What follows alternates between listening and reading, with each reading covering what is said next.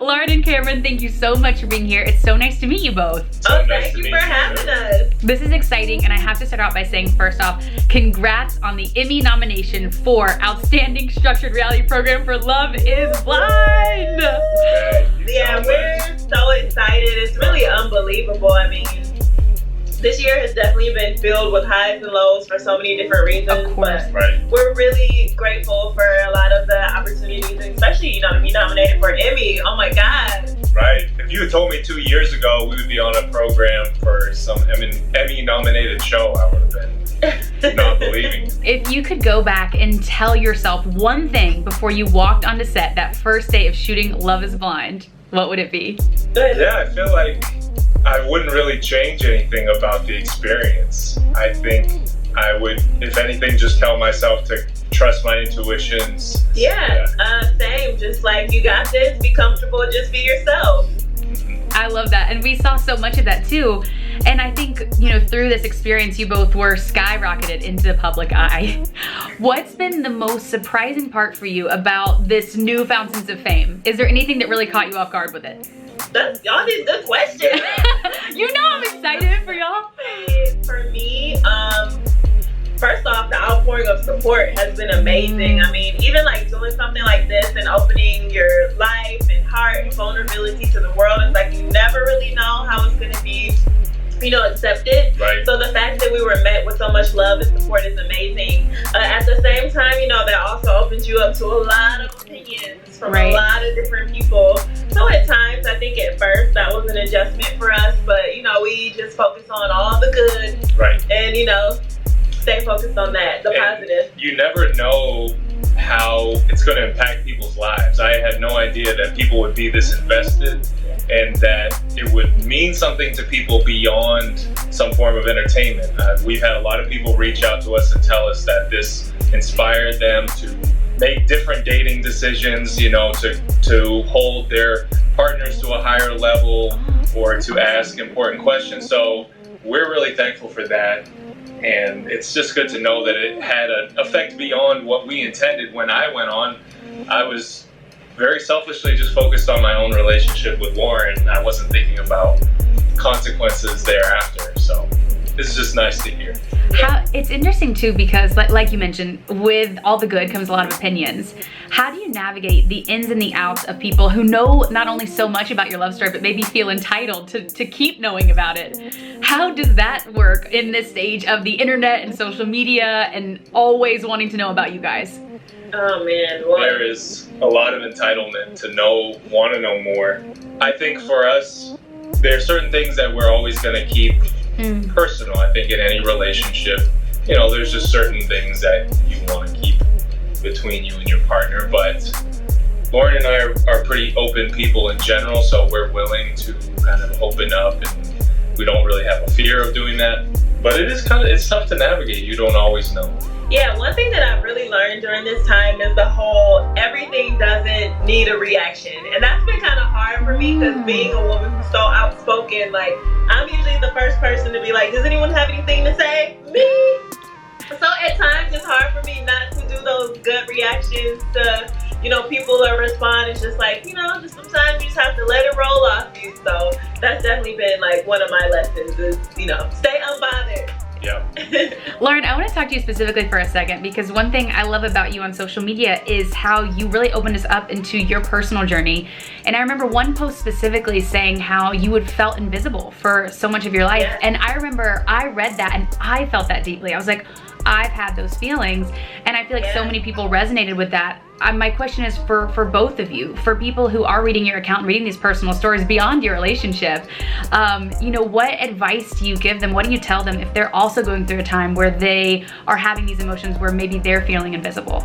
Well, I would definitely say, for me, perseverance and prayer got me through a whole lot of things. Like, everything that you go through, life is a journey. It's never going to be a straight shot. A lot of people think that, oh, this is my goal. I'm going to get there if I do this, this, and this. 9 times out of 10, you're going over mountains, hills, valleys, peaks, jagged rocks, all of that. So really, I would just say stay focused.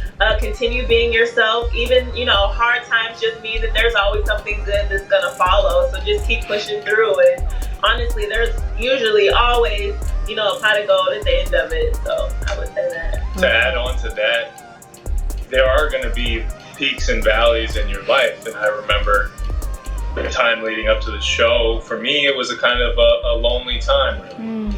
And it was a time where I was spending a lot of time reflecting on what I wanted and what I needed in a partner specifically, but also where I wanted to go in my life. So I think it's a matter of perspective as well. If you can take those times where maybe it's not the peak of where you want to be and use that as a time for reflecting, focusing in on what it is that you're looking for in life, then you can kind of turn it around.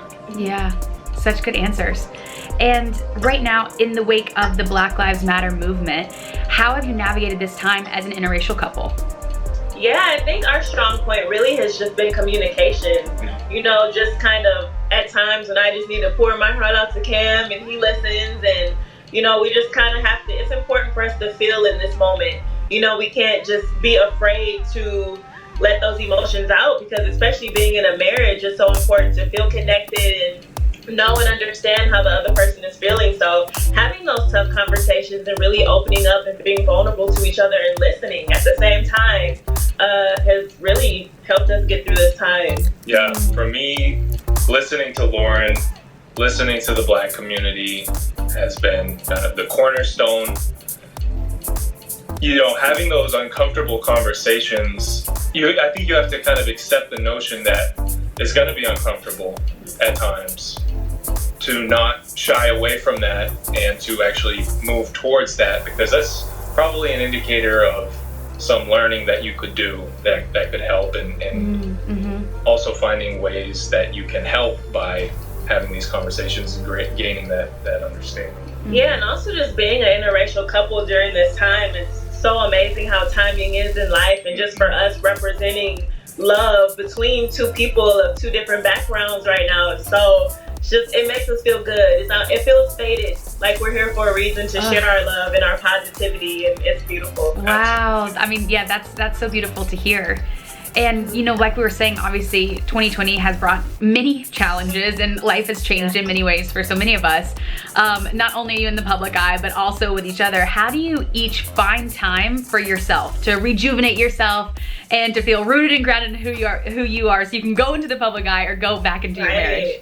Yeah. We both prioritize having our alone time. You know, we're obviously very much in love, but we also are very individualistic. So we make it a point to maybe go in our offices and close the door and take that time for whatever form of meditation that might be. I think it's healthy for marriages and relationships just to take your individual time.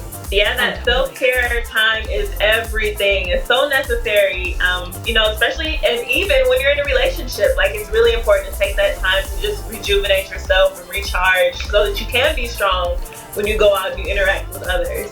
Yeah. And Lauren, do you have your own personal TikTok studio, your own like setup? I remember that from Love Is Blind. I was like, I need one of those. Your ring light cameras, like backdrops, like, yes, we are kind of addicted to the whole TikTok, like, Right.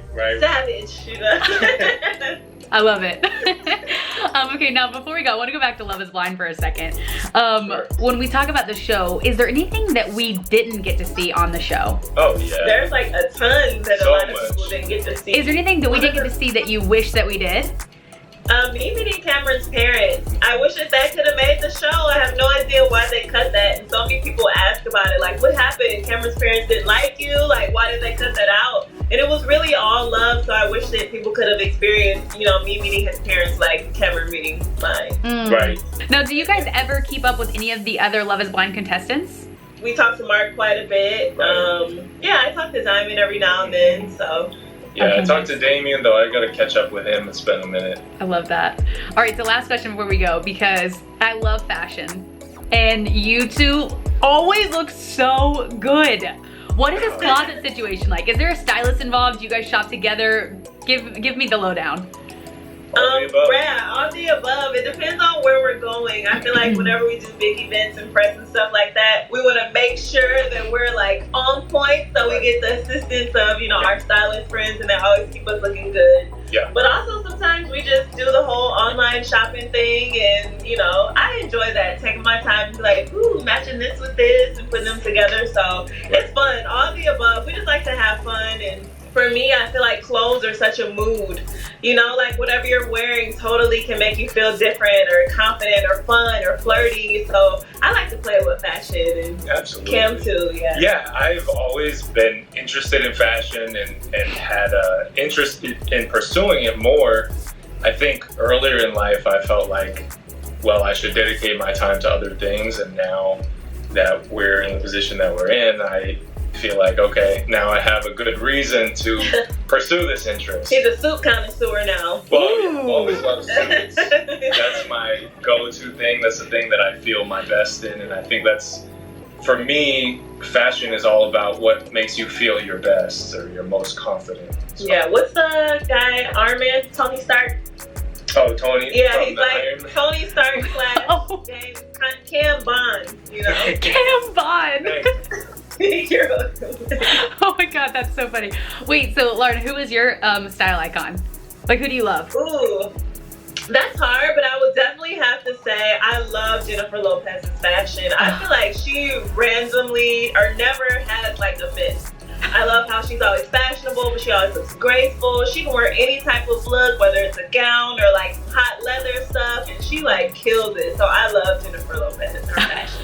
I love that. Well, this was so fun. Lauren and Cameron, thank you so much for being here. It's so great to talk to you guys. And hopefully we'll see you again in real life very soon. Yes, absolutely. We look forward to that moment. Bye guys, see you later. Bye. Hey guys, thanks so much for watching. Did you like that video? You can check out more over here. And don't forget to subscribe to iHeart right here. And if you're already a longtime fan, make sure you ring the bell down below so you don't miss a single video. Bye guys.